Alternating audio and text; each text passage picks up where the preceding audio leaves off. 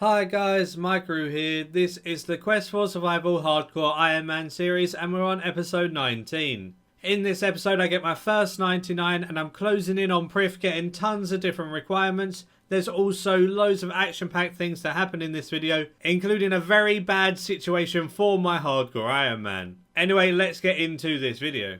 Starting this video off with some herb lore gathering. I had to get some blue dragon scales and grind them in order to make anti-fire potions with my lantadymes. I went into the resource dungeon for the blue dragons and picked them up around this stone. Nice and easy to get tons and tons of them from here. After that I wanted to get the scroll of cleansing. Scroll of cleansing super useful for an Ironman, so I had to do a bit of dungeoneering. I rushed some of my lower floors on C6 smalls, and then after I'd done those C6 smalls I done my top 8 on medium. So I did 8 C6 mediums, which got me enough tokens in order to buy the Scroll of Cleansing. Buying the Scroll of Cleansing felt really good because this is such a useful item on an Ironman because it saves so many herbs when making potions.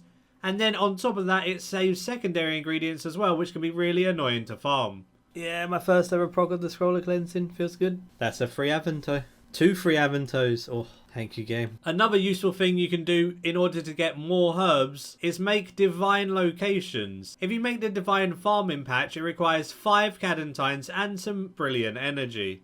Unfortunately, it has to be brilliant energy, but I have quite a lot of that from a daily before, so that's good. Those 5 cadentines and that 10 brilliant energy will turn into way more herbs when you harvest it, and it will give you a little bit of farming experience as well. Doing this every day can lead to some extra herbs, some extra experience, and just all-round benefit your Ironman. It takes no time to do, so I definitely advise doing it. After that, I handed in a dungeoneering daily that I had while doing these floors, and I got to 77 dungeoneering. Next up I needed to farm some more supplies for herblore, and I needed deadly red spider's eggs. I wanted to use the spider familiar that spawns the eggs for you, which means I needed spider carcasses. On your way to Hazelmere in these little hut, there's these spiders around here. You can kill these and get 100% drop rate on spider carcasses, so I just only needed a couple, and I managed to get 72 range on these as well, which is kind of funny.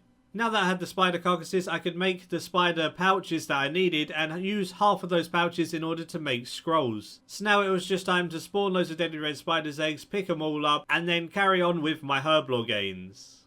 Definitely a really easy way in order to get deadly red spider's eggs if you don't have things like Firewatch and stuff like that. Making the most of the Menophaus's 5% buff before it went, I got to 72 herblore, doing some of those super restore potions with those deadly red spider's eggs. Only 3 levels to go for Prif.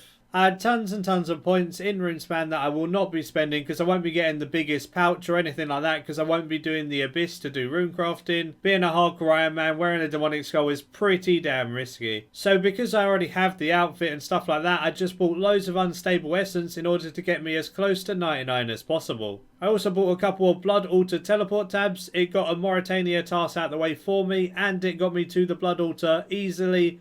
Then I could just use my unstable essence on the altar to get tons and tons of experience from making blood runes. It doesn't actually give you the blood runes, it just gives you tons of experience. If you have a lot of rune spam points, it's definitely a good idea to do if you are a hardcore Ironman, or if you just want some quick rune crafting experience, you don't care about buying any pouches or the esteem and stuff like that. These unstable essence took me about an hour to do, but they gave me a ton of experience. Instead of being 1.2 mil to 99 now, I'm now 400k, which means I got like 800k experience in that hour, which is just outright absurd. It might have been slightly more than an hour. I think these are like 650 to 700k experience an hour. So it was probably just over an hour and I got 800k experience from all of the essence that I had. Now it was time to head back to the Runespan to get the last 400k. I spent around 4 hours in the Runespan and it got me super close to 99, and I had a Runespan daily that I could trade in to get me to 99. So once I was 30k off, I teleported to Burthup to go trade in the runecrafting daily and I got 99. I'm not actually fussed about what untrimmed cape I went for on this account because if you go for a super rare untrimmed cape on an Ironman, it takes so long and it takes away from all the other aspects of the game. So I'd rather just get 199 for the cape and get the bonuses of the cape and stuff until I get a nice trimmed cape and I'll use that one instead. But either way, untrimmed runecrafting doesn't even look that bad. So I went to the runecrafting guild to go buy it and then wore it with pride because it's actually quite a nice cape. I need 75 prayer for Prif, so I did Ghost Ahoy so I had access to the Ectofunctus. The Ectofunctus is not bad prayer XP when you have some good bones, and I have quite a few Dagonoth bones and stuff like that to do. And it works very well with ashes as well, so I can get some infernal ashes and all of that. It also gives you Ecto tokens which can be used on the prayer outfit, so it's not a complete waste of time either.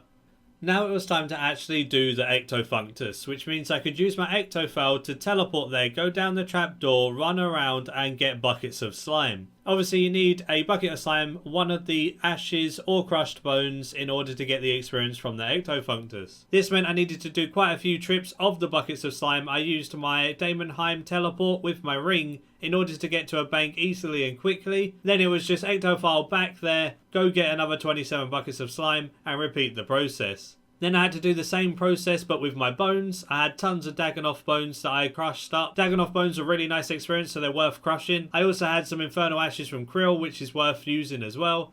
Now that I had both pieces, I'd take 13 buckets of slime and 13 of the crushed bones or the ashes and then go to the Ectofunctus using the Ectofowl. You can spam click the Ectofunctus to worship it, and then you can teleport back, get another 13 out with a preset and keep repeating the process by spam clicking the Ectofunctus once you get there with your Ectofowl. Once you get to this part, it's actually a really good experience, but getting all of the bones crushed or getting all of the slime, all of that stuff takes a long time. So the experience an hour isn't that great because it takes a long time to do all of those things and get all those buckets, etc. But you are getting tokens in order to spend on the outfit in the future, so it'll make the future prayer training even easier. While doing some Black Demons for range training, I made some Infernal Urns in order to get some prayer experience as well. Considering 75 range is a Prif requirement anyway, you might as well get 2 down at the same time, or at least some extra prayer experience towards the 75 mark. I managed to get 70 prayer here and I got 73 range as well, so only 2 range levels to go and 5 prayer levels. Now that I'm 70 prayer, I've unlocked the tier 2 part of the Shifting Tombs in Menethos, so I'll probably give that a try and see what the experience rates is there. If I can do that with a couple of friends and get 75 prayer, it shouldn't take too long.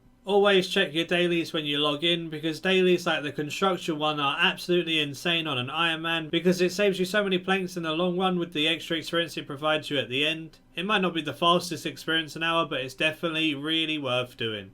I extended a daily fatigue cape racks. I had to do 240 of them, so it gave me quite a lot of experience actually making the cape racks. And when I traded it in, I managed to get all the way to 68 construction. So construction's also getting quite high. I can do construction and prayer at the same time in Menethos, so I'm definitely going to try those side by side and see how much experience I can obtain. Now it's time to stock up on some more summoning supplies, which meant some more shop runs. I had to go to the shop in the Falador Park and buy bagged plant ones. They're 1000 GP each and they're super useful. They're used to make stranger plants, which are probably the best thing you can do until granite lobsters. So I just stockpiled loads of stranger plants on my Iron Man, ready to make those when I get the level. As I finally got as a first resort done in the last episode, I could use the infinite run pool to actually do familiarization effectively. Now that I had infinite run, I could just run around as this Minotaur, never ever run out of run energy and just pick up every single crystal I see on the floor. I could run past the things that would drain your time. They drain your time, but you don't even care because you're doing it so fast anyway. You get all 60 shards in literally no time. It's so much easier than having to walk around and run here and there. I got it done so much faster than what I had last time, and now I got my second piece of the Shaman's outfit, which was the Shaman's headdress. So at least when I do my summoning training for Prif, I'm going to have at least 2% increased experience, and then by the time I ever train it again, I'll have all 5 pieces, which is great. I had to buy quite a few shards from the shop, and then I started doing the easy ones first, and I made some Terror Birds. The gold charms don't give much experience, but they don't cost much, so I'm going to keep all of the Spirit Terror Bird pouches ready for when I have Invention unlocked, and I'll just disassemble them for powerful components. The pouches that cost more shards I'll probably trade back in for shards in order to save some money. I did Spirit Terror Birds to 56, and it unlocked Ibis pouches, which I bought harpoons for, so then it was time to do some Ibis pouches. But those require a lot of shards, so I'll trade those back in for shards when I do those. It was time to take a break from skilling and go do God Wars Dungeon 1 with a couple of friends again to see if we could get any luckier with drops without coin share. So we're just going to split it between us. Whoever gets the loot gets the loot. It's going to be more enjoyable that way. I don't actually have the footage of this because I had to turn my computer off. What happened is we were doing krill and we were minding our own business and it was going really smoothly. Suddenly my mouse stopped working and I couldn't click anywhere, and I didn't have any teleports or anything on my bar far to click to teleport out. This means that I was just standing there not being able to do anything and I was helpless. I tried to unplug my mouse and plug it back in, but nothing happened and it was still unresponsive. I tried to then Alt F4, but it then would come up with the message, are you sure you want to quit? I tried using the tab and the arrow keys and stuff to get rid of that message, but it just wouldn't go, so I couldn't quit out the game. The only way I could X-log was to turn my computer off. But if I did not turn my computer off or X-log, then my character would have just stood there and I would have died because I couldn't eat, I couldn't teleport, I couldn't do anything. So I put my account in the hands of my two friends when I turned my computer off. They done their best to taunt off Krill so it weren't on me, taunt the ads so they weren't on me, etc. So I took as little damage as possible. So like I said, I don't have the footage of me actually not being able to move my mouse because when I turned my computer off, it stopped the recording and it corrupted. Although I do have the recording of me logging back in, so I'll play that for you guys. I'm coming in now. I'm going to eat as soon as possible. Oh, oh, woo! We're okay. Oh my god.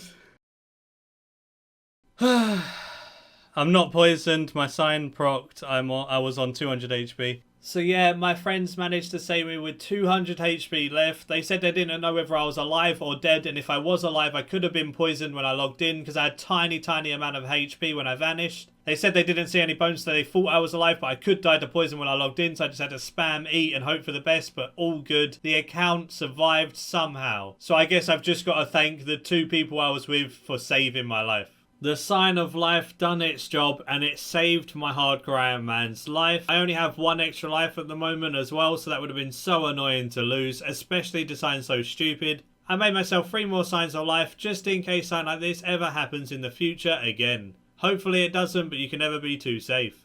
I done some ibis pouches, but because they're green and they take up so many spirit shards, I run out very quickly. I went south of Unil to this guy and I traded my pouches in for some shards back. It doesn't give you all your shards back, but it gives you a fair amount and it's definitely worth doing. This definitely helps in the long run because I don't want to alch all the pouches or I don't want to save every single one for invention. I feel like getting some shards back now to use is more beneficial. Using up some of my crimsons and my tinder boxes, I made some Pyre Lord pouches just for the last few levels I needed for Stranger Plant at 64 summoning. I had a lot of silver tiaras and maple shield bows in the bank that I was leveling my crafting and my fletching with. I managed to sell the silver tiaras for 360k and I sold the maple shield bows that I had 32,000 of them for 3.1 mil. This then took my cash stack up to 4.6 mil, definitely enough for 75 summoning and more. Now in the future, whenever I get maple logs from the kingdom and I fletch them, I'm going to keep them for invention.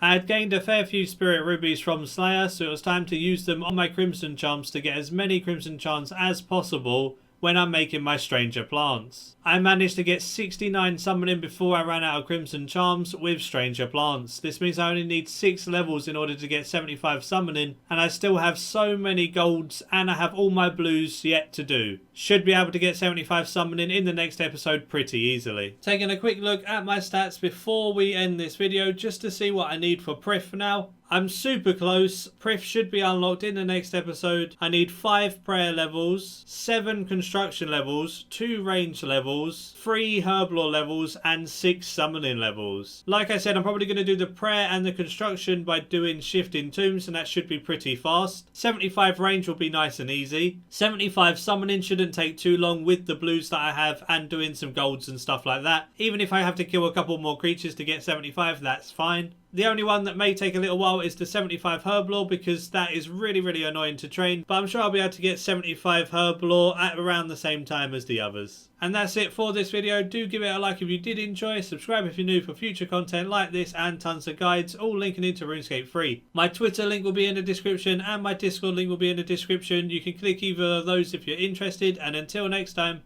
see ya.